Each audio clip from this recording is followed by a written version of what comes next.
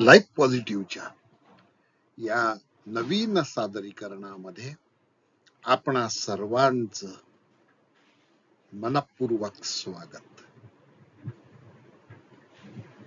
आज मकर संक्रांती आहे. उत्तरायणामध्ये सूर्य मकर राशीमध्ये प्रवेश करतो आहे. आजचा दिवस भौगोलिक घटनेचा महत्वाचा दिवस म्हणून भूगोल दिन म्हणूनही प्रसिद्ध आहे.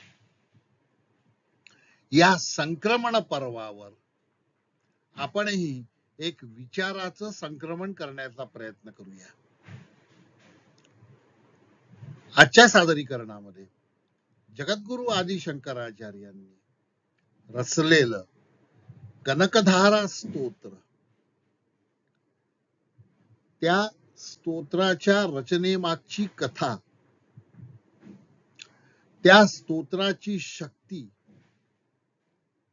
आणि त्या स्तोत्राची मानवी जीवनामध्ये होणारी जादुई कामगिरी यावर आपण भाष्य करणार आहोत.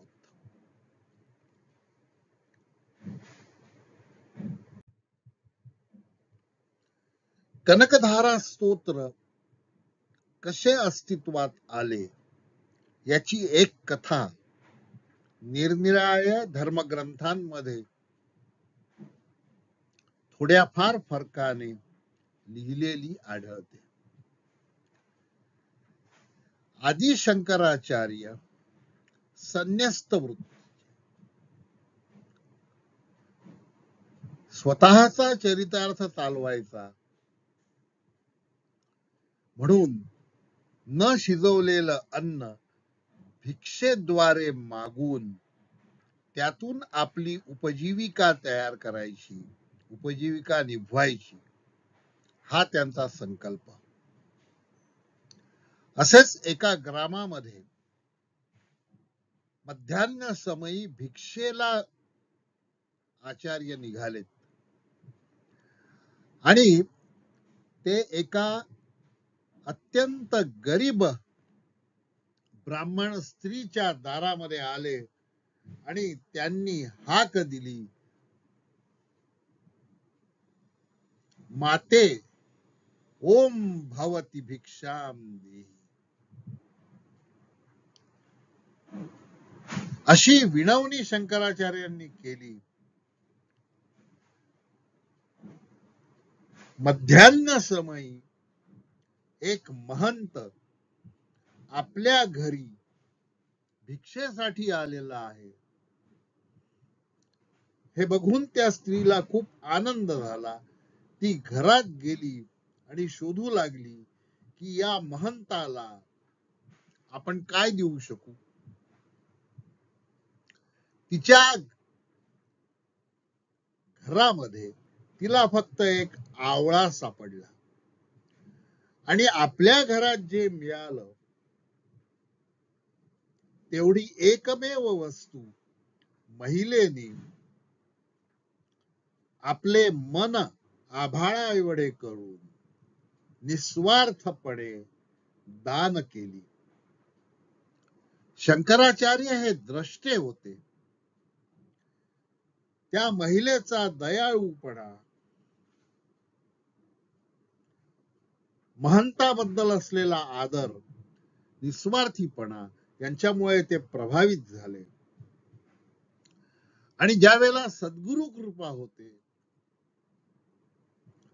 त्यावेळेला ब्रह्मदेवाने ललाटावर लिहिलेले सगळे अपअक्षर पुसल्या जातात. शंकराचार्यांनी महालक्ष्मीच्या स्तुतीसाठी 21 श्लोकांचं स्तोत्र लिहिलं आणि त्या पाठाने माता महालक्ष्मी प्रसन्न झाली आणि जगद्गुरु शंकरांच्या समोर प्रस्तुत झाली. माता महालक्ष्मीच्या कृपेने आणि आशीर्वादाने शंकराचार्यांनी त्या गरीब स्त्रीला तुझे दारिद्र्य नष्ट हो,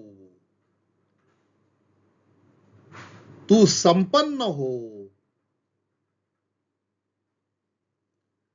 तुझे घर धनधान्यांनी सदैव भरलेले राहो, असा आशीर्वाद दिला. आणि ती गरीब स्त्री गुरुकृपेमुळे श्रीमंत झाली.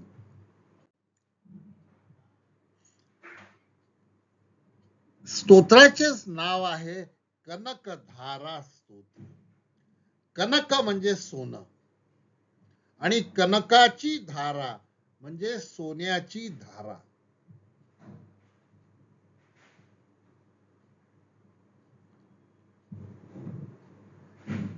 या स्तोत्राच्या पठणाने लक्ष्मी देवी प्रसन्न होऊन सोन्याचा पाऊस पडला अशी कथा आहे.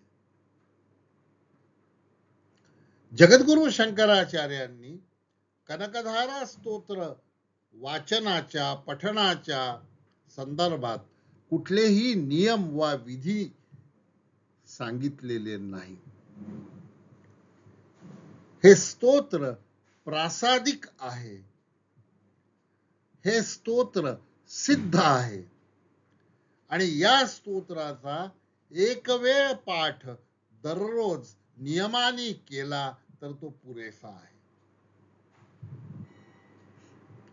जर साधकापाशी वेळ आणि सोय असेल तर साधकाने आपल्या शारीरिक क्षमतेनुसार ठराविक वेळी ठराविक वेळा जप करावा.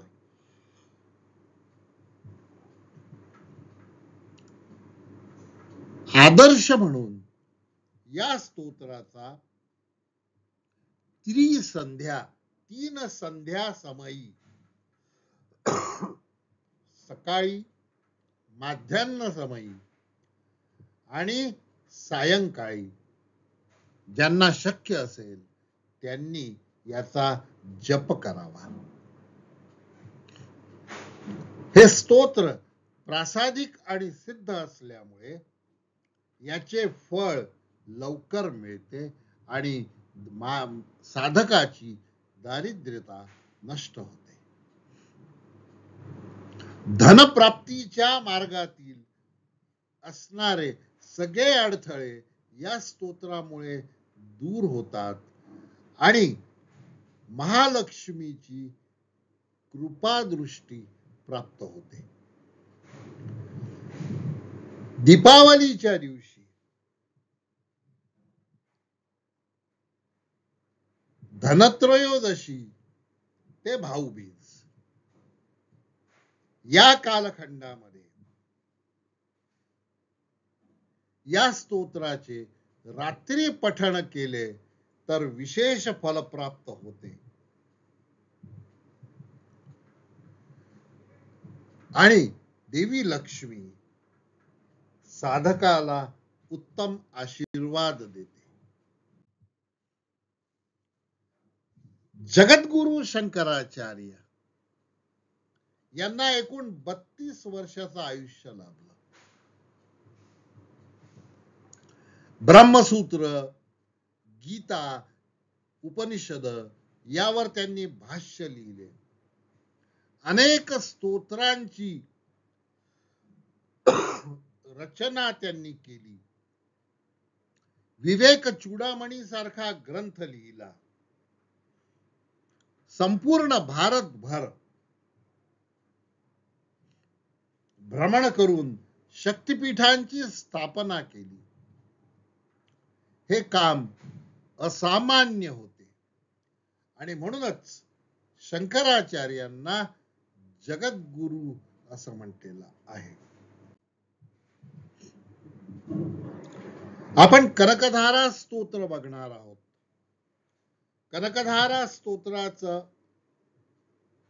कडवं आणि त्याखाली मराठी भावानुवाद दिलेला आहे. मी फक्त स्तोत्राचे पठन करणार आहे. साधकांनी भावानुवाद आपल्या गतीने वाचावा व त्याचे मनन करावे. अनेक ग्रंथांमध्ये कनकधारा स्तोत्रांचे अनेक प्रकारचे पाठ आहेत. काही ग्रंथांमध्ये या स्लाइडवर दिसणारा ध्यान मंत्र आढळत नाही. या ध्यान मंत्राचं वैशिष्ट्य असं की या ध्यान मंत्रामध्ये कल्पवृक्षाचा उल्लेख आहे. मंदार हा कल्पवृक्ष आहे. पार्वतीचा उल्लेख आहे आणि गणपतीचा उल्लेख आहे. गणपतीची उपासना केल्याशिवाय पुढच्या कुठल्याही देवताची उपासना करायची नसते हा संकेत असल्यामुळे हा ध्यान मंत्र शंकराचार्यांनी रचला असावा असे म्हणता येईल. प्रासादिक आणि तालबद्ध असं हे स्तोत्र आहे. मी माझ्या परीने त्याचं वाचन करण्याचा प्रयत्न करतो आहे. आधी सांगितल्याप्रमाणे अर्थाचे वाचन मी करणार नाही. आता ध्यानम. ओम वंदे वंदारु मंदार मिंदिरानंद कंदलम अमंदानंद संदोह बंधुरम सिंधुराननम. 21 श्लोकांचं हे स्तोत्र आहे. त्यातला हा पहिला श्लोक आहे. अंगम हरे पुलक भूषणमाश्रयन्ती भृंगांगनेव मुकुलाधरणं तमालम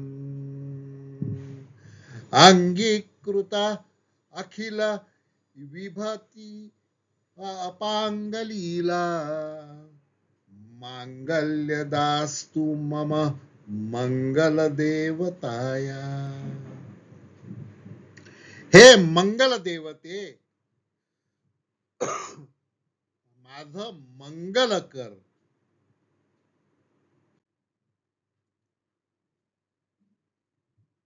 मुग्धा मुहुर विदधती वदने मुरारे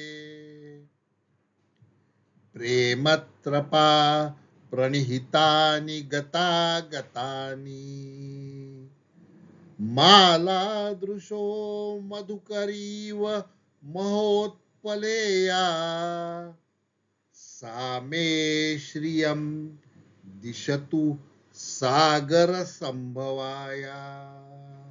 हे सागरातून उत्पन्न झालेले महालक्ष्मी, मला तू श्रियायुक्त कर.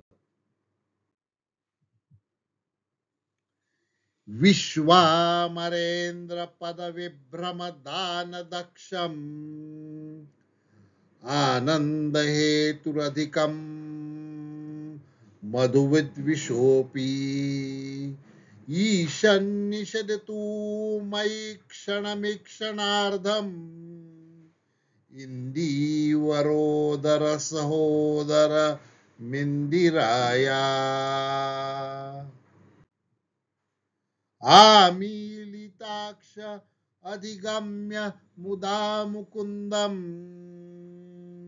आनंदकंदम निमेषर गगतंत्रम आकेकरस्थित कनिनिक पक्ष्मनेत्रम वृत्यैर्भवन्मव भुजंगशयांगनाया.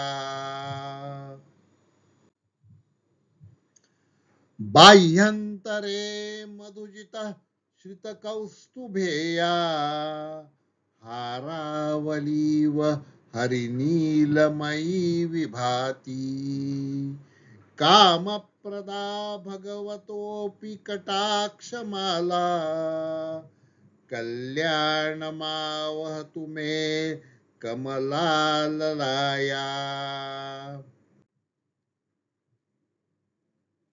कालांबुदाली ललितो रसिकंठभारेर धाराधरे स्फुरतिया तळिदंगनेव मातु समस्त जगतां महनीय मूर्ती भद्राणि मे दिशतु भार्गवनंदनाया. हे देवी, तू या जगताची माता आहेस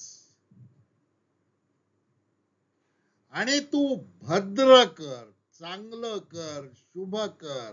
हे भार्गवनंदने, तू साधकांचं भलं कर.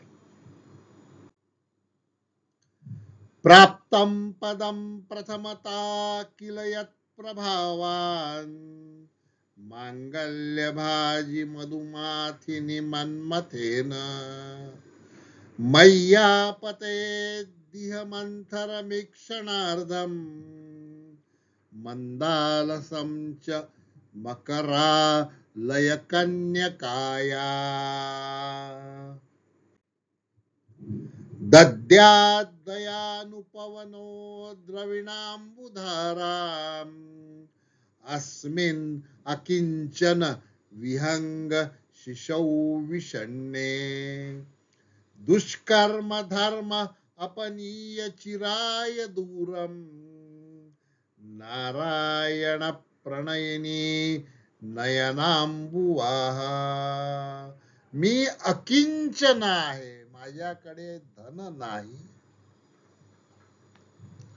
आणि हे नारायणाची प्रिये, माझ्यावर कृपा कटाक्ष टाक. इष्टाविशिष्ट मतयोपि यया दयार्द्र दृष्ट्या त्रिविष्ट पपदं सुलभं लभन्ते दृष्टि प्रहुष्ट कमलोदर दीप्तिरिष्टां पुष्टिं कृषिष्ट मम पुष्कर विष्टराया. गिर्देवतेति गरुडध्वज सुंदरीति शाकंभरीति शशिशेखर वल्लभेति सृष्टि स्थिति प्रलय केलिषु संस्थितायै तस्यै नमस्त्रिभुवनैक गुरोस्तरुण्ये श्रुत्यै नमोस्तु शुभकर्म प्रसूदे फलप्रसूत्यै श्रुत्यै नमोस्तु शुभकर्म फलप्रसूत्यै रत्यै नमोस्तु रमणीय गुणार्णवायै शक्त्यै नमोस्तु शतपत्रनिकेतनायै पुष्ट्यै नमोस्तु पुरुषोत्तम वल्लभायै. शंकराचार्य 4 वेळा नमन करतात आहे या श्लोकामध्ये. नमोस्तु नालीक निभाननायै नमोस्तु दुग्धो दधिजन्म भृत्यै नमोस्तु सोमामृत सोदरायै नमोस्तु नारायण वल्लभायै नमोस्तु हेमांबुज पीठिकायै नमोस्तु भूमंडल नायिकायै नमोस्तु देवादि दयापरायै नमोस्तु शांगा युध वल्लभायै नमोस्तु देव्यै भृगुनंदनायै नमोस्तु विष्णो उर्सी स्थितायै नमोस्तु लक्ष्मै कमलाललायै नमोस्तु दामोदर वल्लभायै या स्तोत्राचं वैशिष्ट्य असं आपल्या लक्षात आलं असेल अर्थावरून, की या स्तोत्रामध्ये केवळ लक्ष्मीची स्तुती नाही, तर लक्ष्मी सोबत विष्णूचाही उल्लेख आहे. आणि लक्ष्मीसह विष्णूचा उल्लेख असल्यामुळेच हे स्तोत्र अधिक सिद्ध आणि प्रभावी झालं असेल, असा माझा अभ्यासातून निर्माण झालेला मानस आहे. नमोस्तु कांत्यै कमलेक्षणायै, नमोस्तु भृत्यै भुवन प्रसूत्यै, नमोस्तु देवादिभिर्चितायै, नमोस्तु नंदात्मज वल्लभायै. संपत्कराणि सकलेंद्रिय नंदनानि, साम्राज्यदान विभवानि सरोरुहाक्षी, त्वद्वंदनानि दुरिता हरणोद्यतानि, मामेव मातरनिशं कलयन्तु मान्ये. यत्कटाक्ष समुपासना विधि, सेवकस्य सकलार्थ संपदा, संतनोति वचनांग मानसैर्, त्वां मुरारी हृदयेश्वरीं भजे. सरसिज नयने सरोजहस्ते, धवलतमांशुक गंधमाल्य शोभे, भगवती हरिवल्लभे मनोज्ञे, त्रिभुवन भूतिकरी प्रसीद मह्यम, प्रसीद मह्यम. दिग्धस्तिभी कनक कुंभ मुखावसृष्ट, स्वर्वाहिनी विमल चारु जलप्लुतांगीं, प्रातर्नमामि जगतां जननीम् अशेषं, लोकाधिनाथ गृहिणीम् अमृताब्धिपुत्रीम्. कमले कमलाक्ष वल्लभे त्वं, करुणापुरतरां गतरैर्नृपाङ्गैर्, अवलोकय माम् अकिञ्चनानां, प्रथमं पात्रम् अकृत्रिमं दयाया. अकृत्रिम दया दाखवून माझ्यातलं अकिंचनत्व हरण कर.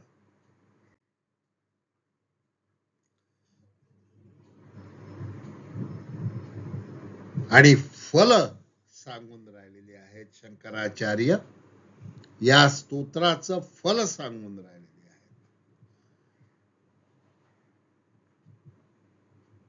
स्तुवन्ति ये स्तुतिभिर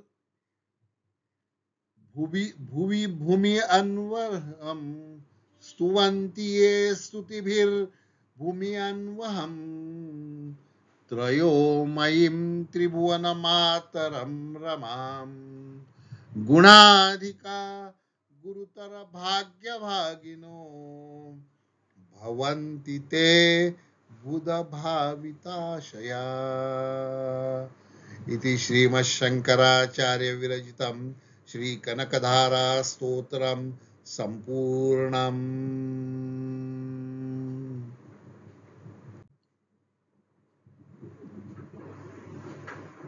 कनकधारा स्तोत्राचा प्रयोग माझ्या आईने केला आणि तो जनहितार्थ केला.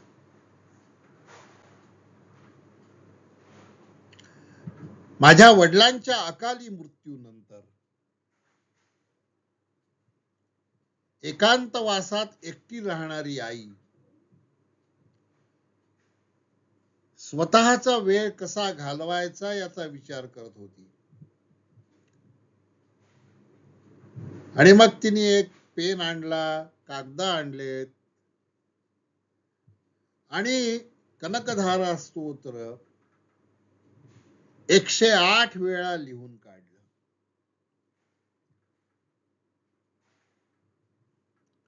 आणि ते स्तोत्र प्लास्टिकच्या पिशवीमध्ये टाकून त्यात 1 रुपयाचं नाणं टाकून घरी येणाऱ्या सर्व सवाष्णींना तिने ते 108 वेळा स्वअक्षरात लिहिलेलं कनकधारा स्तोत्र दान केलं आणि सांगितलं की याचं तुमच्या शक्तीनुसार वाचन करा.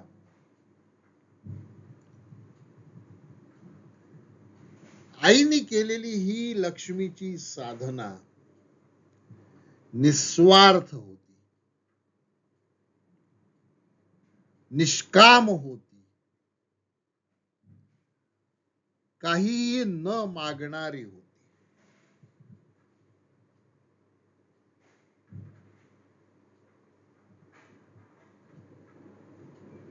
1993 मध्ये आईनी लिहिलेल्या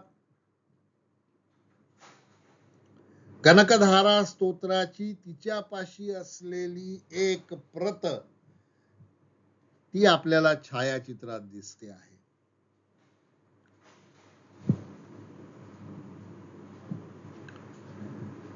काळ जसा गेला तशी शाई थोडीशी पुसट झालेली आहे, कागदाचा रंग बदललेला आहे, पण वस्तुस्थिती तुम्हाला सांगायची की आजूबाजूला जन दुःखात आहेत, अडचणीत आहेत, त्यांना मदत करण्यासाठी आपण काही करू शकतो का, हा समाजाभिमुख दृष्टिकोन मॉन्टेसरी शिक्षिका असलेल्या माझ्या आईच्या मनात कोणीही न सांगता आला. याचं कारण आहे गुरुकृपा. माझ्या आईनी आणि माझ्या वडिलांनी करवीर पीठाच्या शंकराचार्यांचा अनुग्रह घेतला होता. आणि ज्यावेळेला गुरु मिळतो त्यावेळेला अडचणीतून मार्ग कसा काढायचा हे पण उत्तर मिळतं. आईनी आपल्या जीवनात निर्माण झालेली भावनिक पोकळी स्वतःला अध्यात्मात रमवून सिद्ध केली.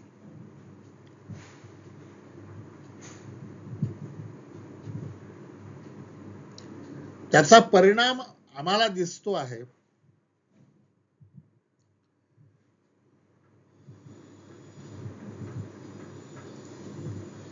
तिला कोणत्याही मुलापाशी एक पैसा मागावा लागत नाही. आणि तिला जर म्हटलं की तुला 1 लाख रुपये दे तरी ती पटकन काढून देऊ शकते. ही संपदा जी आहे ती तिच्या तपश्चर्येमुळे आलेली आहे, बाबांच्या आशीर्वादामुळे प्राप्त झालेली आहे आणि गुरूंच्या आशीर्वादामुळे प्राप्त झालेली आहे. संदेश एकच आहे की जेव्हा आपण निस्वार्थपणे साधना करतो तर त्या साधनेचं फळ आपल्याला मिळतं. या स्लाइड मध्ये माझी आई दिसते आहे तुम्हाला.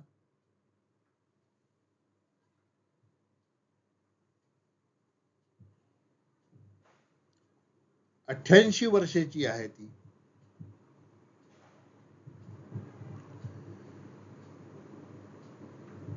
तिने आयुष्यात कधीही असं करा तसं करा असं कधीच सांगितलं नाही.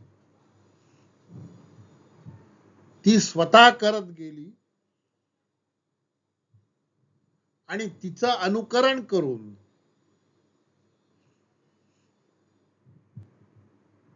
तिचे मुलं,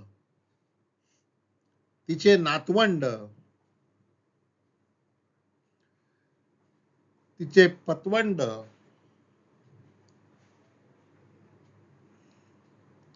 शिकत आहेत, जगत आहेत.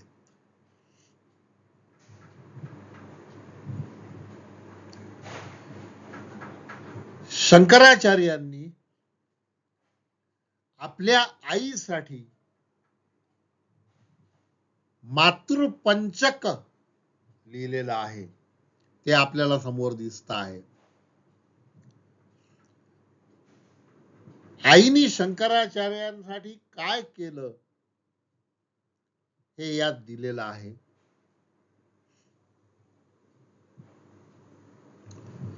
आत्मज्ञान दिलं, समाज उपकार कसा करायचा तो दिला.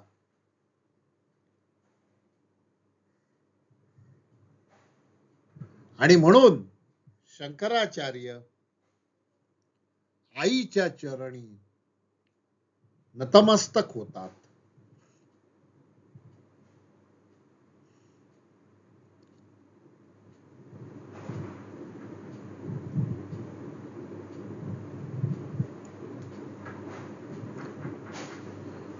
मी माझ्या आईच्या चरणी साष्टांग दंडवत करतो.